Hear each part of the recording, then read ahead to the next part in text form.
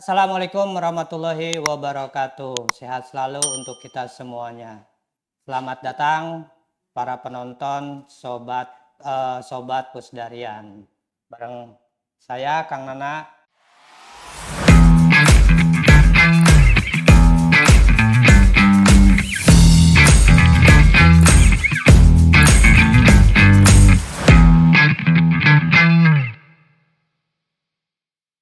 Kali ini saya akan memberikan review dan sedikit analisis terhadap masih persoalan politik sebenarnya. Karena di minggu terakhir di bulan Februari dan di awal bulan Maret 2023 ini yang masih ramai diperbincangkan ya salah satunya adalah persoalan politik, persoalan Capres 2024. Yang menjadi pertanyaan besar adalah partai A kira-kira mendukung capresnya siapa, B dan demikian juga. Ya meski kesantar bahwa ada yang beberapa koalisi ya yang sudah terlontar, yang salah satu yang sudah deklarasi adalah koalisi Indonesia Bersatu yang terdiri dari Partai Golkar, terus PAN, Partai Amanat Nasional, dan juga ada Partai Persatuan Pembangunan dan P3. Yang kedua adalah santer isu adanya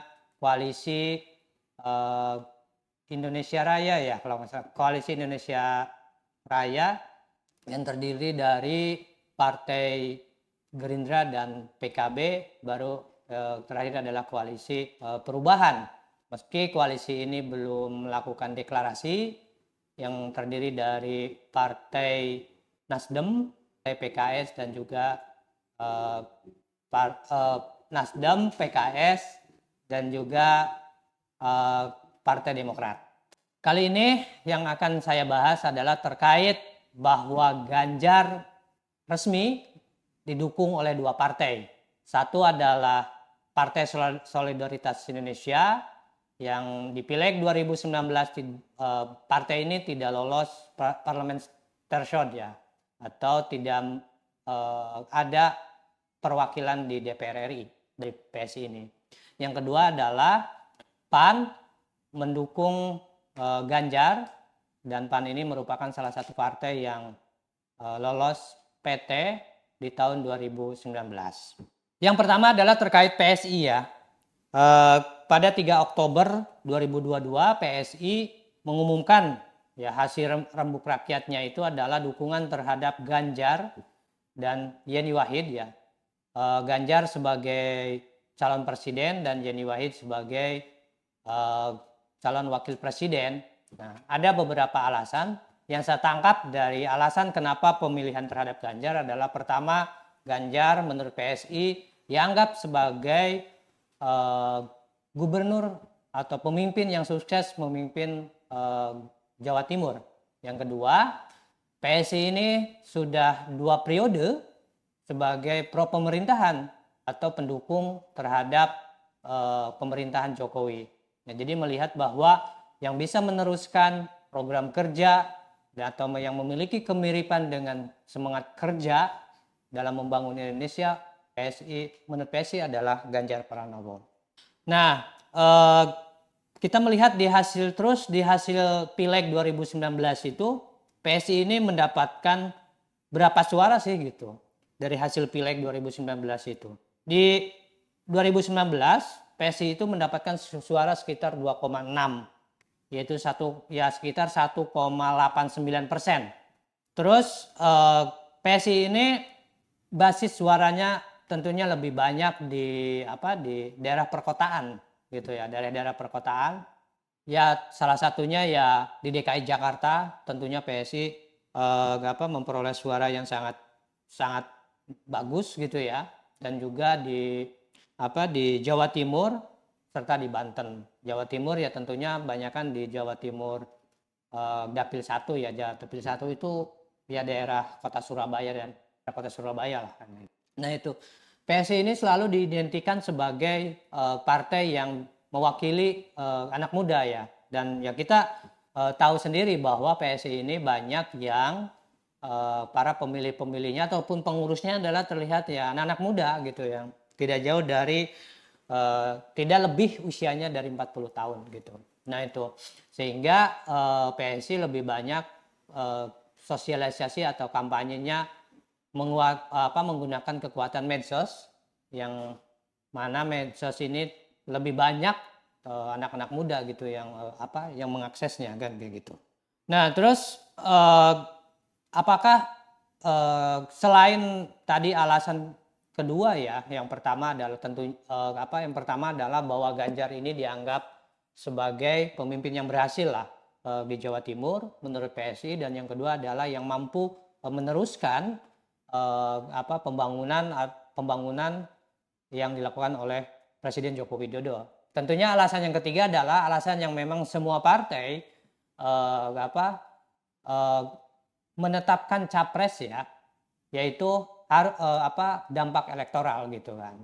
Bahwa dengan menetapkan Ganjar yang ya di beberapa survei selalu berada di 3 besar gitu kan, diharapkan dengan mendukungnya Ganjar Pranowo ini PSI akan mendapatkan elektoral gitu, atau efek elektoral dari Ganjar Pranowo ini sendiri gitu, sehingga PSI akan dengan leluasa mereka akan memasang atribut, memasang spanduk, sosialisasi dan lain-lainnya adalah adanya dengan ditempelkannya gambar Ganjar Pranowo, sehingga para pemilih atau orang yang suka atau yang memilih ya terhadap Ganjar ini bisa memberikan suaranya juga pada pileg nanti gitu ya kepada Partai Solidaritas Indonesia atau PSI ini gitu, sehingga PSI lolos PT pada pileg 2024 nanti.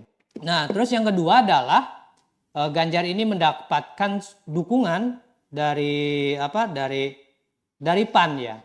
Pada tanggal 26 Februari 2023 di Kota Semarang gitu kan, bahwa Ganjar Pranowo ya pada saat itu ditetapkan lah kalau bahasa kader-kader PAN itu didorong bahwa Ganjar ini adalah sebagai capres dari PAN gitu kan. Nah banyak orang yang mengatakan bahwa kenapa di Semarang gitu, kenapa nggak di Yogyakarta, kenapa nggak di daerah yang lain gitu ya. Ya lagi-lagi bahwa Ganjar Pranowo ini kan kabarnya itu tidak boleh melakukan kunjungan yang yang bersifat lah aktivitas politik gitu di luar Jawa Tengah gitu kan. Maka mungkin itulah menjadi alasan kenapa PAN melakukan deklarasinya atau kegiatan deklarasinya itu adalah di Kota Semarang gitu kan. Tentunya yaitu PAN meskipun di 2000 ini salah satu PAN ini di 2019 kemarin itu kan berada kontra dengan Jokowi ya, dengan capres Jokowi gitu, karena PAN ini berada dengan Prabowo pada saat itu ya. Nah terus dalam sekarang ya tahun 2023 ya, di bulan Januari gitu kan, di Januari atau di akhir 2022 gitu, bahwa PAN masuk dalam pemerintahan Jokowi. Salah satunya adalah menteri dari PAN yang saat ini adalah Ketua Umum PAN Zulkifli Hasan menjadi Menteri Perdagangan gitu. Nah ini banyak yang menarik dari sikap PAN terhadap dukungan terhadap Ganjar Pranowo ini gitu kan. Nah terus jadi ya menurut kader PAN ya alasan kenapa PAN mendukung Ganjar ya realistis gitu, karena dari hasil pemilihan di internal mereka Ketua Umum Zulkifli Hasan itu ya tidak banyak yang menginginkan sebagai capres 2024, lebih banyak memilih Ganjar Pranowo gitu kan. Nah itu salah satu alasan realistisnya ya. Lagi-lagi kan PAN ini tentunya ingin mendapatkan suara elektoral gitu dari pencapresan itu, karena ya berpengalaman dari pileg, berpengalaman dari pemilu 2014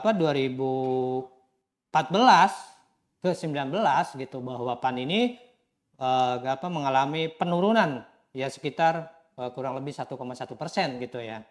Nah itu jadi itu salah satunya, bahwa capres di 2019 yang didukung sama PAN ini tidak tidak memberikan dampak elektoral secara signifikan. Nah, harapannya adalah ketika mendukung Ganjar Pranowo, PAN ini mendapatkan suara elektoral melebihi dari 9% itu.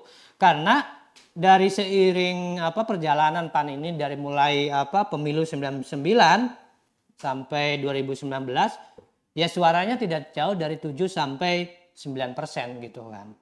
Mengalami suara yang sangat signifikan itu 9,6% ya di pemilu 2004 PAN itu, di mana pada saat itu PAN punya capres sendiri gitu, yaitu Amin Rais waktu itu yang berpasangan dengan Siswono ya. Nah itu pada tahun 2004 itu sampai ya pada saat itu Amin Rais memperoleh suara sekitar 17 juta gitu kan pada pencapresan itu.